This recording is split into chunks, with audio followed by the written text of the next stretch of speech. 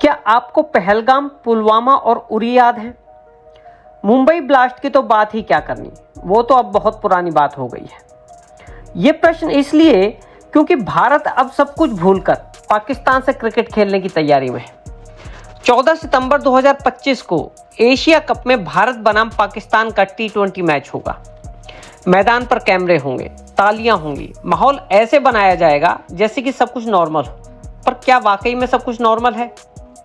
कुछ लोग कहेंगे कि खेल को राजनीति से अलग रखना चाहिए, पर यह कोई राजनीति नहीं बल्कि निखालस प्रायोजित आतंकवाद है। आज क्रिकेट का मैच होगा, कल को बॉलीवुड भी पाकिस्तान से कलाकार बुलाएगा, कहेगा कि कला की कोई बाउंड्री नहीं होती। फिर व्यापार भी बहाल हो जाएगा, कहा जाएगा कि पाकिस्तान लोगों का क्या दोष, उन्हें क्यों सजा दें। तो क्या इसका मतलब दुश्मनी सिर्फ सीमा पर तैनात फौजियों की है, बाकी सब चलता रहे? बीसीसीआई कहता है कि हम एक स्वतंत्र संस्था हैं, और सच ये है कि बीसीसीआई को स्टेडियम, वीजा, सुरक्षा सब भारत सरकार ही उपलब्ध कराती है। जब आईपीएल में पाकिस्तान के खिलाड़ियों को खेलने की अनुमति नहीं दी जाती और तब सरकार कहती है कि जनता की भावना सर्वोपरि है, तो फिर यहां क्या समस्या है? भारत सरकार यदि चाहे तो एक नीति बनाकर साफ कह सकती है कि जब तक पाकिस्तान आतंकियों को पालता रहेगा, भारत कोई खेल, कोई फिल्म, कोई व्यापार नहीं करेगा। याद कीजिए 2008 मुंबई हमले के बाद तब भारत सरकार ने क्या किया था। 2009 से 2012 तक कोई सीरीज नहीं खेली गई, यहां तक कि बहुपक्षीय टूर्नामेंट में भी टकराव टाला गया। तो अब राष्ट्रवादी मानी जाने वाली सरकार का रुख इतना नरम क्यों?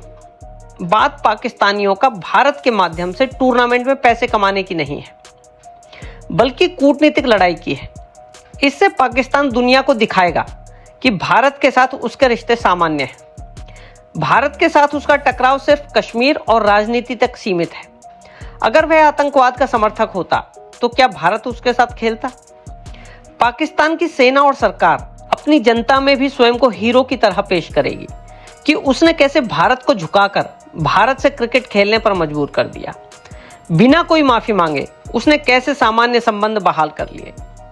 सच ये है कि जब भारत उसके साथ क्रिकेट खेलेगा तो दुनिया को भी यही लगेगा कि अगर भारत पाकिस्तान के साथ खेल रहा है तो पाकिस्तान की नीयत ठीक ही होगी। अगर भारत की जनता पाकिस्तान के आतंकवाद से इतनी त्रस्त होती तो उसके साथ क्यों खेलती?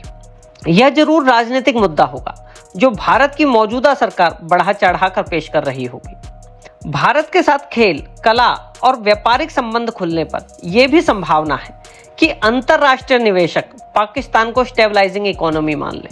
यूएन, ओआईसी और पश्चिम देशों को यह संकेत मिले कि पाकिस्तान के साथ व्यापार और सहयोग करना सुरक्षित है, और एफएटीएफ जैसी संस्थाओं पर भी पाकिस्तान को लोन देने में दबाव कम हो जाए, यानी पाकिस्तान को अंतरराष्ट्रीय मंचों पर वैधता मिल जाए। यानी बहुत उम्मीद है कि भारत की क्रिकेट टीम तो जीत जाए पर भारत देश हार जाए, और पाकिस्तान एक मैच हार कर भी बहुत बड़ी लड़ाई जीत जाए। इसलिए यह सिर्फ एक क्रिकेट मैच नहीं बल्कि राष्ट्र की सुरक्षा और प्रतिष्ठा का प्रश्न है। अगर भारत सरकार चुप रहती है तो ये चुप्पी उसकी सहमति मानी जाएगी। अब प्रश्न आपसे है कि क्या आप भी चुप रहेंगे या सरकार को पाकिस्तान के आतंकवाद के लिए याद दिलाएंगे?